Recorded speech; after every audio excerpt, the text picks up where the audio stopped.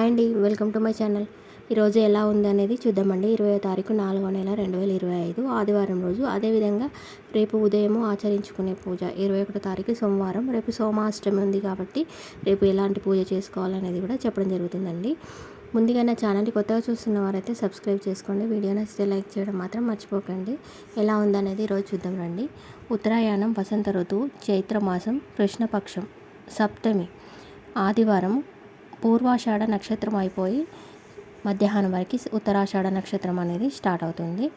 ఇప్పుడు ఈరోజు భానుసప్తమి అని కూడా అంటారు. అన్ని విషయాలకు సర్వదా పితృరూపకంగా సర్వదా ఏకరూపుడు సౌర్యుడు మనని కాపాడుతూ సూర్యుడు ప్రత్యేక స్థానం ఇచ్చారు. సూర్య భగవానుడికి మనకి ప్రత్యేకమైన స్థానాన్ని కల్పించారంట. సూర్య భగవానుడికి త్రికాల జ్ఞానుడు అనే పేరు ఉంది. త్రికాల జ్ఞానుడు అంటే ఉదయం, మధ్యాహ్నం, సాయంత్రం వేళల్లో, అదేవిధంగా భూత, భవిష్యత్తు, వర్తమాన కాలాల్లో అంటే ఏ కాలంలోనైనా మన వెంటే ఉంటాడు కాబట్టి సూర్య భగవానుడికి త్రికాల జ్ఞానుడు అని కూడా పేరు ఉందండి. అదేవిధంగా జనన కాలేషు అంటే బాల్యంలో, మధ్యకాలేషు అంటే మనం యవ్వన దశలో ఉన్నప్పుడు, అంత్యకాలేషు అంటే వృద్ధాప్య దశలో, లేదా సన్యాసం తీసుకునే సమయం, లేదా మనం మోక్ష మార్గం ఎన్నుకునేటప్పుడు, ఇహు జన్మ రాబోయే జన్మలో ఎప్పుడు తోడు ఉండే రశ్మి అంటే మనకి ఇప్పుడు అనుభవించుతున్న కానీ మళ్ళీ రాబోయే జన్మలో కానీ ఒక రశ్మిలాగా మన ఎంబడి అంటే సూర్యరశ్మి లాగా ఎంబడి ఉండి జీవ ఆత్మ రూపంలో ఉంటుంది సూర్యుడు. కాబట్టి ఈ సూర్యభగవానుడికి అంతము అనేది లేదు, అనంతం. అది కొన్ని వేల సంవత్సరాలని కాదు, లక్షల సంవత్సరాలని కాదు, మనం అసలు దాన్ని అంచనా వేయడానికి మనకు సాధ్యం అనేది కాదు. కాబట్టి ఈ సూర్యభగవానుడికి అంత ప్రత్యేకత అనేది ఉంది. అది ఎప్పుడు ఉద్భవించింది, ఎప్పటి వరకు ఉంటుంది అనేది దానికి అంతం అనేది లేదు. దాన్ని మనం అంచనా వేయడానికి కూడా మనకు అందుబాటులో ఉండదని చెప్పడం జరిగిందండి. అదేవిధంగా ఈ సూర్యభగవానుడికి ఈరోజు నాకు చేతనవ్వట్లేదు, కొంచెం లేటుగా వెళ్ళి ప్రసరిస్తా, సాయంత్రం వెళ్తాలే అనే భావన కూడా ఉండదు. అతను ఎప్పుడూ వెలుగుతూనే ఉంటాడు, జ్యోతిని మనకు ప్రకాశిస్తూనే ఉంటాడు. నిత్యము జరిగే వ్యవస్థ కాబట్టి ఈ సూర్యభగవానుడికి త్రికాల జ్ఞానుడుగా పేరు కూడా ఉందండి. అదేవిధంగా మనం ఈరోజు జపించవలసిన మంత్రం ఓం మిత్రాయ నమః, ఓం మిత్రాయ నమః, ఓం మిత్రాయ నమః అనే మంత్రాన్ని జపించుకోండి. అలా సప్తమి కాబట్టి సూర్యభగవానుడిని ఆరాధన చేసుకోవాలని నిన్న కూడా చెప్పడం జరిగింది కదా అండి. అలా జపించవలసిన మంత్రం కూడా అదేనండి. అదేవిధంగా గురువుగారు ఒకరోజు 25 సంవత్సరాల క్రిందట స్నానం ఆచరించడానికి అతను గంగా నదికి వెళ్ళాడంట. వెళ్ళిన తర్వాత అక్కడ బోటింగ్లో వెళ్ళి గంగా నదికి చేరుకోవాలంట. మధ్యలోకి వెళ్ళాలంటే ఆ బోటింగ్ దగ్గర ఒక చిన్న అబ్బాయి ఆ బోటింగ్ని నడుపుతూ ఉండేవాడంట. చిన్న అబ్బాయి. అప్పుడు ఈ గురూజీ గారు అన్నారంట కదా, ఇక్కడ అంతా చెత్త ఉంది నది పక్కన, అంతా అందరు అక్కడ ఆచరిస్తున్నారంట. బట్టలు పిండడము, స్నానాలు చేయడము, వాళ్ళ కాలకృత్యాలు అన్నీ అట్లాంటి పనులన్నీ చేస్తూ ఉంటే చూసి, ఏంటి గంగ చుట్టూ ఇలా ఉంది, నన్ను కొంచెం దూరంగా తీసుకెళ్ళు మధ్యలో వరకు, అక్కడ నేను స్నానం ఆచరిస్తా అని అబ్బాయితో అన్నారంట. అప్పుడు ఆ అబ్బాయి అన్నాడంట కదా, మన చుట్టూ ఉన్న ప్రదేశాలని కాదు చూడడము, మనము గంగని చూడాలి. మనం గంగ స్నానాన్ని ఆచరిస్తా అని వచ్చినప్పుడు ఆ గంగని చూడండి, ఆ గంగ పవిత్రతను చూడండి అని సమాధానం చెప్పాడంట. అప్పుడు ఒక నిమిషం గురువుగారు ఇట్లా షాక్ అయిపోయారంట. అంత చిన్న వ్యక్తి నాకు ఇంత సమాధానం చెప్పిండు, ఆయన దగ్గర అలా ఉంది అని చాలా సేపు అతను ఆలోచించాడంట గురువుగారు. అబ్బా ఎంత బాగా చెప్పాడు అని. అలాగే మనకి గురువు అనేది ఎక్కడైనా ఉండవచ్చు, ఎలానైనా ఏ రూపకంగానైనా మనకి గురుబోధన అనేది కావచ్చు అని చిన్న మాటగా తెలియజేయడం జరిగిందండి. అదేవిధంగా ఒకరోజు గురువుగారు బెంగళూరు నుండి వెళ్ళి హైదరాబాద్కి షూటింగ్ కోసమని వస్తున్నారంట. వస్తుంటే ఫ్లైట్లో తన పక్కన ఒక పెద్ద వయసు గల వ్యక్తి కూర్చున్నారంట. అతను గురువుగారిని, నేను మిమ్మల్ని చూశాను, మా ఇంట్లో వాళ్ళు చూస్తారు, నేను ఫాలో అవుతారు మీరు చేసేది. మిమ్మల్ని ఎక్కడో చూశాను కానీ నేను ఎక్కువ చూడను, నాకు టైం కుదరదు, నేను వేరే జాబ్ చేస్తా కదా అని చెప్పి అట్లా మాట్లాడిన తర్వాత తను అన్నారంట కదా, నాకు ఒక చిన్న ప్రశ్న ఉంది, ఆ ప్రశ్నకి సమాధానం ఎక్కడికి వెళ్ళినా ఎవరిని అడిగినా ఏదేదో చెప్తున్నారు, దానికి కరెక్ట్ సమాధానం అనేది నాకు దొరకట్లేదు, ఆ ప్రశ్న మిమ్మల్ని అడగవచ్చా అంటే అడగండి అని గురువుగారు చెప్పారంట. అప్పుడు తను అన్నారంట, అసలు నేనెవరు, నాలో ఏముంది, నేను ఎందుకు వచ్చాను అని 3 ప్రశ్నలు వేశాడంట గురువుగారిని. అన్నప్పుడు ఒక నిమిషం గురువుగారు ఆగి తర్వాత సమాధానం ఇచ్చాడంట. నేను ఏదైతే కానో అదే నేను అని సమాధానం చెప్పాడంట. నేను ఎవరిని అని అడిగారు కదా, దానికి అర్థంగా నేను ఏదైతే కానో అది నేను అని చెప్పారంట. తర్వాత బుద్ధి మనది కాదు అంటే దానికి అర్థం ఏంటంటే, బుద్ధి మనది కాదు, మనలో ఉన్న జ్ఞానం కూడా మనది కాదు, శరీరం కూడా మనది కాదు, కానీ మనం ఏమో తాపత్రపడుతూ ఉంటాం ప్రతిదాని కోసం. అవి ఏవి మనవి కావు, ఇవి ఏవి కాదు. మనము అది ఎక్కడ ఉంది అని అడిగారు కదా రెండో క్వశ్చన్. అది ఎక్కడ ఉందంటే హృదయం లోపల హృదయాగ్ని జ్యోతి రూపంలో వెలుగుతూ ఆ హృదయానికి సంకేతాలను ఇస్తూ వాటిని నడుపుతూ ఉన్నదే మనలో ఉన్నది అని రెండో ప్రశ్నకి సమాధానం చెప్పారంట. ఆ హృదయంలో ఉన్న జ్యోతి అది మన కంటికి కనపడదు, రూపం లేదు, అంటే నా బుద్ధి నా అహంకారము కానిది, చిదానంద రూపంలో దానికి ఇంకా ఏమీ లేదు, జ్యోతి రూపకంగా వెలుగుతున్న శక్తి ఉన్నది, అదే లోపల ఉన్నది అని చెప్పారంట. నేను ఎందుకు వచ్చాను, ఇది మూడో ప్రశ్న అండి. బ్రహ్మాండము అంతా కూడా దైత్య అదైత్య విష్ట అదైత్య అని 3 కలిపిన బ్రహ్మాండం అంతా నిక్షిప్తమై ఉంది.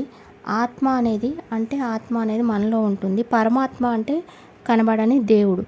ఆత్మ పరమాత్మ చోటుకు వెళ్ళడానికి ఎప్పుడూ ప్రయత్నిస్తూనే ఉంటుందంట. అంటే మనలో ఉన్న ఆత్మ అనేది ఎప్పుడు కానీ మనం ఆ భగవంతుని చేరాలని అనుకుంటూనే ఉంటుందంట. బ్రహ్మాండంలో జరుగుతున్న ఆట మనం ఇప్పుడు మన జీవితం అన్నట్టు, ప్రజెంట్ మనం అనుభవిస్తున్న జీవితము ఈ ఒక బ్రహ్మాండంలో ఆడుతున్న ఆట లాంటిదంట. కర్మ ధర్మాల మధ్య ఉండి ఎదురు చూస్తూ ఉన్నాను. నేను మోక్షము పొందడము అంటే నేను ఎవరిని అని తెలుసుకోవడానికి నీ లోపల ఉన్న జ్యోతిని శక్తిని చూస్తే అదే మోక్షము అని తెలియజేశారంట. ఇలా గురువుగారు 3 ప్రశ్నలని తెలియజేశారంట. చేశాక తను కాసేపు ఆలోచించాడంట. ఆలోచించిన తర్వాత తనకి కాసేపు టైం పట్టిందంట అర్థం చేసుకోవడానికి. తర్వాత అర్థం చేసుకున్నాక గురువుగారి పాదాలకు నమస్కారం చేయడానికి కిందికి వంగారంట. అప్పుడు గురువుగారు, వద్దు, మీరు నమస్కారం చేయొద్దు, మీరు వయసులో పెద్దవారు, నేను జ్ఞానంలో పెద్ద కావచ్చు కానీ మీరు వయసులో పెద్ద, జ్ఞానం ముందు వయసు అనేది పెద్దది, కాబట్టి మీరు నాకు నమస్కారం చేయొద్దు అని చెప్పారంట. మీరైతే ఇంత సులువుగా చెప్పారు, ఇప్పుడు నాకు అర్థమైంది, నేను ఎవరు అయితే అన్నానో అది ఒక మాయ, లోపల ఉన్నది ఒక శక్తి, అది ఎలా ఉన్నది, అది మోక్షము అని అర్థమైంది అని గురువుగారికి మళ్ళీ తిరిగి తెలియజేశారంట. నిన్న ప్రోగ్రాంలో చెప్పారు కదా అండి, సప్తధాతువులు సప్తహ అని అంటే వాటికి అర్థం ఏంటి, వాటి గురించి చెప్తా, పిల్లలకు చదువు రాణించడానికి ఏం చేయాలని చెప్పారు కదా, దాని గురించి కూడా తెలియజేశారండి. సప్తధాతువులు దాని గురించి ఎంత తెలియజేసినా కానీ అది తక్కువనే అవుతుందంట. కాబట్టి కొంచెం వరకు డిస్కషన్ అనేది చేశారు. మనలో సప్త చక్రాలతో శరీరము ఆధ్యాత్మికంగా ఆవిర్భవించి ఉంటుందంట. ఇందులో సప్త ధాతువులు అంటే 7 ధాతువులు కలిగిన శరీరాన్ని సృష్టి అవుతుంది. అంటే అది మనలో ఉన్న ధాతువులు ఏంటంటే, ఒకటి రక్తము, అది కూడా ధాతువే. ఇప్పుడు నేను చెప్పేటివన్నీ సప్తధాతువులు అంట అండి మన బాడీలో ఉండేవి. మాంసధాతువు, బోను కూడా ధాతువే అంట. మన ఒంట్లో ఉండే ఫ్లాట్ కొవ్వు కూడా ధాతువే అంట. బోన్ మ్యూరో అది కూడా ఒక ధాతువు అంట. శుక్ర టిష్యూ అనేది కూడా ధాతువే అంట. మనకు తెలిసింది మాత్రం రక్తం ఒకటే తెలుసు కదా అండి. అది కాకుండా రస శరీరము అంటే రస పదార్థం అనేది కూడా ప్లాస్మా రూపంలో ఉంటుంది, అది కూడా ఒక ధాతువు అంట. ఇలా మన శరీరంలో 7 ధాతువులు అనేవి కలిగి ఉండి మనం ఒక శరీర ఆకృతిని కలిగి ఉన్నామంట. అదేవిధంగా ఈ సప్త నదులు ఉంటాయి మనకు, సప్త సముద్రాలు ఉన్నాయి, సప్త సరోవరాలు ఉన్నాయి. అదేవిధంగా సూర్యుని నుంచి మనకి వచ్చే కిరణాలు కూడా సప్త రంగులు వస్తాయంట. సూర్య భగవానుడికి ముందు ఉండే గుర్రాలు కూడా 7 గుర్రాలు, సప్త గుర్రాలు. అదేవిధంగా మన వారాలు 7.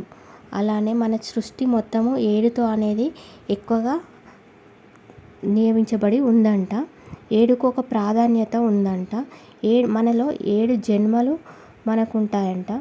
అదేవిధంగా 7 లోకాలు కూడా ఉంటాయంట మనకు. అధోలోకము, ఊర్ధ్వలోకము, ఇలా 7 లోకాలను కూడా సప్త పదాలు ఇలా ఉంటాయంట. బాల్యం నుంచి వృద్ధాప్యం వరకు తర్వాత అయిన పరమపదాలు ఉంటాయంట. కానీ కనిపించేవి 7 అంత్యాలు మనకు, అంటే మన జీవితంలో కూడా 7 అంత్యాలు అనేవి వస్తూ ఉంటాయంట. మన జీవితానికి 7 అంటే విశేషం చాలా ఉంది. వేదాలలో కూడా సప్తహ అంటారంట. శరీరంలోని సప్తధాతువులు ఉన్నట్టే లోహాల్లో కూడా సప్తధాతువులు ఉంటాయంట అండి. ఒక మనిషి శరీరానికే కాదు, ఏ లోహానికి కానీ సప్త వర్ణాలు కలిగి ఉంటాయంట. లోహాల్లో కూడా వెండి, బంగారం, రాగి, ఇత్తడి, కంచు, తవరం, జింకు, ఇవన్నీ సప్త ధాతువులే అంట అండి. ఆ మెటీరియల్ తోటి తయారైందే చాలా దృఢంగా ఉంటుందంట. అలాగే మన శరీరం కూడా దృఢత్వం కలిగి ఉంటుందంట. ఇలా మనం ఇందాక చెప్పాం కదా అండి, వెండి, బంగారం, రాగి, ఇత్తడి అని. ఇలా 7 లోహాలతోటి చేసిన ఒక చిన్న పెండెల్ మన మెడలో వేసుకున్నాం అనుకోండి, అది మనకి ఎలాంటి తాంత్రిక పూజల నుండి కానీ, ఎలాంటి ఎవరైనా ప్రయోగాలు చేసినా, ఎలాంటి దిష్టి కానీ ఎలాంటి ఉన్నా కూడా అవి మన పైన పడకుండా ఆపేయగలిగే శక్తి వాటికి ఉంటుందంట అండి. ఇప్పుడు చెప్పిన 7 లోహాలతోటి ఒక చిన్న త్రికోణం ఆకారంలో చిన్నగా 1/2 ఇంచ్లో చేయించుకోవాలంట అండి. ఆ చిన్న పెండెంట్ పైన స్వస్తిక్ అనేది వేయాలంట. చేయించినప్పుడు దానిపైన స్వస్తిక్ గుర్తు ముందు వైపు వేసి, తర్వాత సరస్వతి చక్రం ఉంటుంది కదా అండి, ఆ చక్రానికి చిన్న చిన్న ఇలా రేకుల్లాగా ఉంటాయి కదా, అలా చుట్టూరంగా ఆ త్రికోణం దానికి చుట్టూరంగా ఈ రేకులు అనేవి అమర్చాలంట చిన్నదిగా. అలా అమర్చిన తర్వాత దానికి వెనుక వైపున సరస్వతి బీజాక్షరాలను లిఖితం చేయాలంట.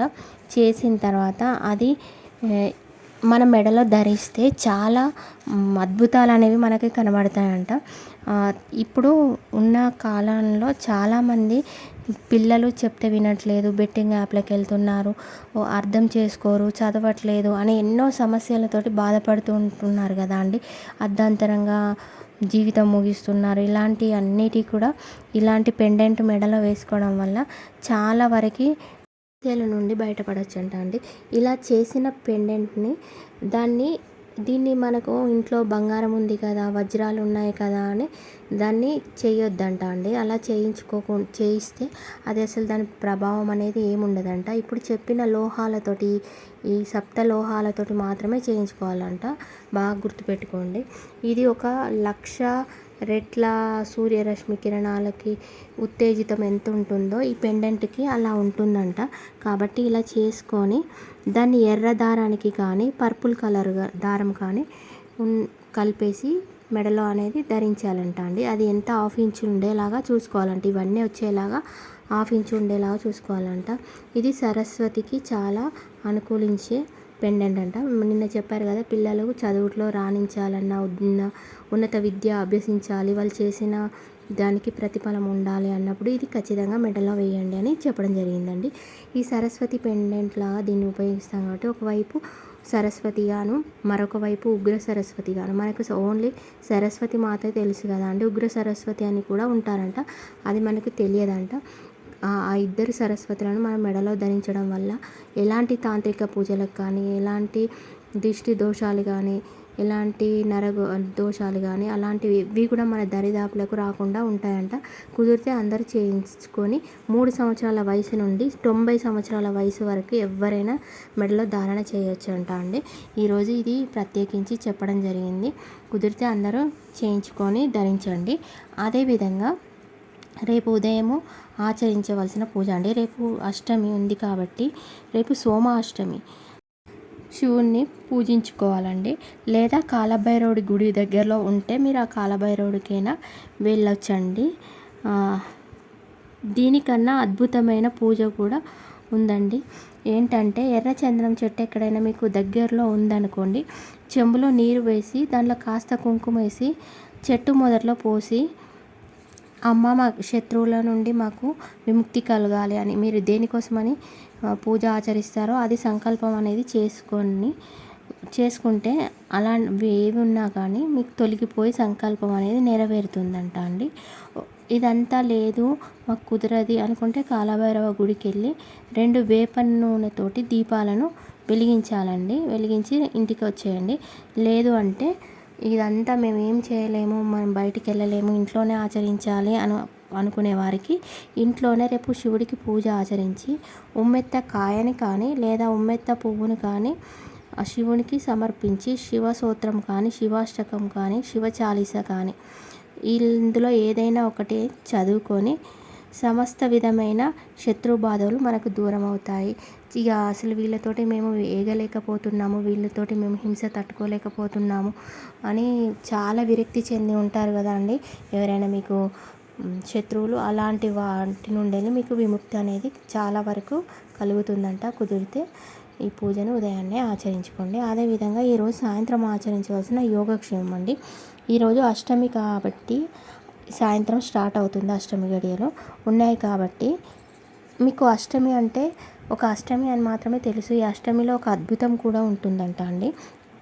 మనకు కృష్ణపక్షం కానీ శుక్లపక్షం కానీ మనకు వస్తుంటుంది కదా, అమావాస్య తర్వాత పౌర్ణమి తర్వాత వచ్చినప్పుడు చంద్రుడు ఎప్పుడైనా మీరు గమనించండి, ఈ అష్టమి నాడు శుక్లపక్షంలో వచ్చే అష్టమి కానీ కృష్ణపక్షంలో వచ్చే అష్టమి నాడు ఖచ్చితంగా చంద్రుడు అనేది కరెక్ట్గా సగంలో ఉంటారంట అండి. మరి ఏ టైంలో కూడా అలా ఉండరంట. రేపు సప్తమి అనుకోండి కొంచెం తక్కువగాను, తర్వాత వచ్చే తిథిని బట్టి కొంచెం ఎక్కువగానో ఉంటారంట. కానీ అష్టమి తిథి నాడు మాత్రం కరెక్ట్గా సగానికి ఉంటారంట. 360 degrees దగ్గర ఉండి అందులో సగం 180 degreesలో కనిపిస్తూ ఉంటాడంట. కరెక్ట్గా ఆఫ్లో ఉంటాడంట. కాబట్టి ఇలా చాలామందికి తెలియదంట. ఇలా ఉన్నప్పుడు చాలా పవర్ఫుల్ కలిగి ఉంటాడంట. కాబట్టి ఈరోజు సాయంత్రము కాలభైరవుడి గుడికి వెళ్ళి కాలభైరవ అష్టకం చదువుకోండి. లేదంటే లక్ష్మీనైనా పూజించుకొని లక్ష్మీ దర్శనం అన్న చేసుకోండి. కలిసి వస్తాయంట ఇలా చేయడం వల్ల. దగ్గరలో ఆంజనేయ స్వామి గుడి ఉందనుకోండి, ఒకవేళ ఈ 2 కుదరలేదనుకో ఆంజనేయ స్వామి గుడి ఉందనుకోండి, వెళ్ళి దర్శనం చేసుకోండి. అలా కూడా కుదరలేదనుకో మీకు కాలభైరవ టెంపుల్ దగ్గర ఉందనుకోండి, గుడికి వెళ్ళేసి గుమ్మడికాయతోటి దీపమన్నా వెలిగించండి, లేదా కాకరకాయ దీపమన్నా వెలిగించండి, నిమ్మపండు దీపమన్నా వెలిగించవచ్చంట. మీకు ఒకవేళ కుదిరితే, అది ఒకవేళ గుడిలో వాళ్ళు వెలిగియనివ్వరు అనుకుంటే మాత్రం వదిలేయండి. ఒకవేళ వెలిగనిస్తారు అనుకుంటే మాత్రం ఆ మూడింటితోటి ఏదైనా ఒకటి వెలిగిస్తే అది ఒక తాంత్రిక ప్రయోగం అంట. చాలా వరకు గుళ్ళల్లో చేయడానికి ఒప్పుకోరంట అలా పూజించడానికి. కాబట్టి కుదిరితే మాత్రం చేసుకోండి. ఒకవేళ అది కుదరలేదనుకోండి, ఈరోజు సాయంత్రం ఎక్కడైనా రావి చెట్టు దగ్గర కూర్చొని గుడిలో కాలభైరవ అష్టకం చదువుకొని తెల్ల ఆవాలని చేతిలో పట్టుకోండి. తెల్ల ఆవాలన్నా లేదంటే అక్షంతలన్నా చేతిలో పట్టుకొని మీ బాధని చెప్పుకున్న తర్వాత అవి ఆ చెట్టు మొదట్లో వదిలేయండి. వదిలేస్తే మీకు శత్రువుల నుండి బాధ కానీ శత్రువుల నుండి రక్షణ కలగాలి అనుకుంటే అది చేయడం వల్ల చాలా వరకు రక్షణ అనేది కలుగుతుందంట. లేదు ఇది కూడా చేయలేము అనుకున్నప్పుడు ఈరోజు సాయంత్రము ఒక చిన్న వైట్ పేపర్ని తీసుకొని దానిపైన మీరు ఎవరితోటి బాధపడుతున్నారో, ఎవరు మిమ్మల్ని ఇబ్బంది పాలు చేస్తున్నారో, వాళ్ళ నుండి మాకు ప్రాణభయం ఉంది, రక్షణ కావాలి అని అనుకుంటున్నారో, వాళ్ళ శత్రుతత్వం మనకు తగ్గాలి అనుకుంటున్నారో వాళ్ళ పేరును ఆ పేపర్లో రాయండి. రాసిన తర్వాత ఆ పేపర్ని చిన్నగా చుట్టేసి దాన్ని 3 రకాల నూనెలో ముంచాలండి. 3 రకాల ఏవైనా నూనెలో ముంచి దాన్ని ఇంటి బయటకు తీసుకెళ్ళి కాలపెట్టండి. కాలపెట్టడం వల్ల సమస్త శత్రు బాధలు అనేవి తొలగిపోతుంది. ఇవాళ అష్టమి కాబట్టి ఈ కార్యక్రమాలు చేయడం వల్ల మీకు చాలా వరకు దాని నుండి విముక్తి అనేది కలుగుతుందంట అండి. కుదిరితే ఖచ్చితంగా అందరూ ఆచరించుకోండి. ఈరోజు సాయంత్రం అష్టమి గడియలు ఉన్నాయి కాబట్టి ప్రతి ఒక్కరూ మీకు ఏదైనా బాధతోటి బాధపడుతున్నారు, మేము దీని నుండి తేరుకోలేకపోతున్నాము అనుకునే వారందరూ ఆచరించుకోండి అని తెలియజేయడం జరిగిందండి. ఈరోజు యోగక్షేమం ఇదండి. వీడియో నచ్చితే లైక్ చేయడం మాత్రం మర్చిపోకండి. కొత్తగా నా ఛానల్ని చూస్తున్న వారైతే సబ్స్క్రైబ్ చేసుకోండి. Thank you for watching.